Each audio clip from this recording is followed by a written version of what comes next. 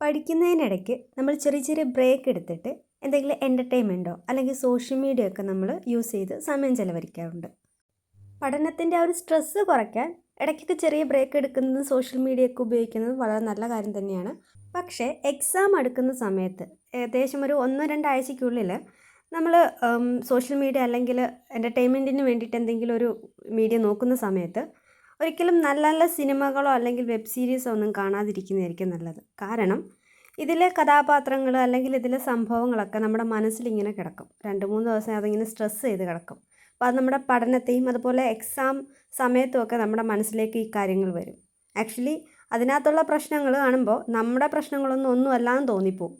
അപ്പോൾ എക്സാം സമയത്ത് അടുക്കുന്ന സമയത്ത് മാക്സിമം ഫിലിംസോ അല്ലെങ്കിൽ നല്ല നല്ല വെബ് സീരീസോ കാര്യങ്ങളൊക്കെ ഉണ്ടെങ്കിൽ അതൊന്നും ഒഴിവാക്കുന്നത് നന്നായിരിക്കും. PYQ ചെയ്ത് പരിശീലിക്കുന്നതിൻ്റെ ഇമ്പോർട്ടൻസ് എന്താണെന്ന് നമുക്ക് എല്ലാവർക്കും അറിയാം.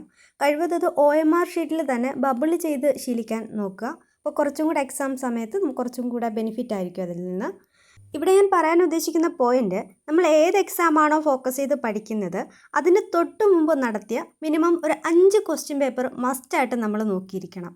കാരണം ആ ക്വസ്റ്റ്യൻസിനകത്തുള്ള ചില ക്വസ്റ്റ്യൻസ് നമ്മൾ എഴുതാൻ പോകുന്ന എക്സാമിനും റിപ്പീറ്റ് ചെയ്ത് കാണാറുണ്ട്. സോ തൊട്ട് മുമ്പ് നടന്ന എക്സാം പേപ്പർ അനലൈസ് ചെയ്യുന്നത് വഴി നമുക്ക് 2-3 മാർക്കുകൾ എഴുതാൻ പോകുന്ന എക്സാമിന് ലഭിക്കും. ചില ടോപ്പിക്സ് എത്ര ഡീപ്പായിട്ട് പഠിച്ചിട്ടും സ്റ്റേറ്റ്മെൻറ്റ് ക്വസ്റ്റ്യൻ വരുമ്പോൾ എല്ലാം ശരി എന്നൊരു ഓപ്ഷൻ ഉണ്ടെങ്കിൽ നമുക്ക് പലപ്പോഴും കൺഫ്യൂഷൻ ആകാറുണ്ട്.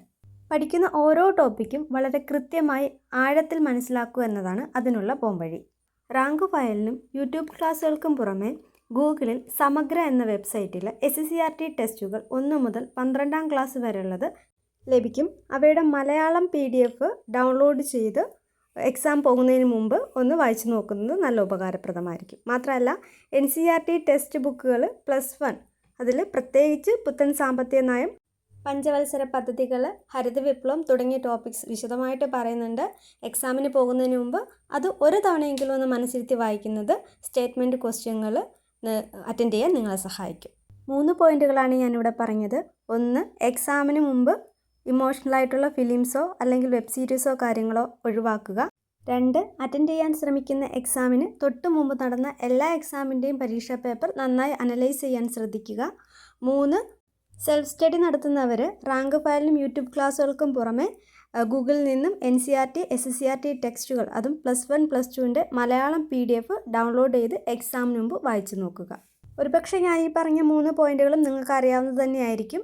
അറിയാവുന്നവർക്ക് അതൊരു ഓർമ്മപ്പെടുത്തലാകട്ടെ, അറിയാത്തവർക്ക് അതൊരു പുതിയ പ്രചോദനമാകട്ടെ. താങ്ക്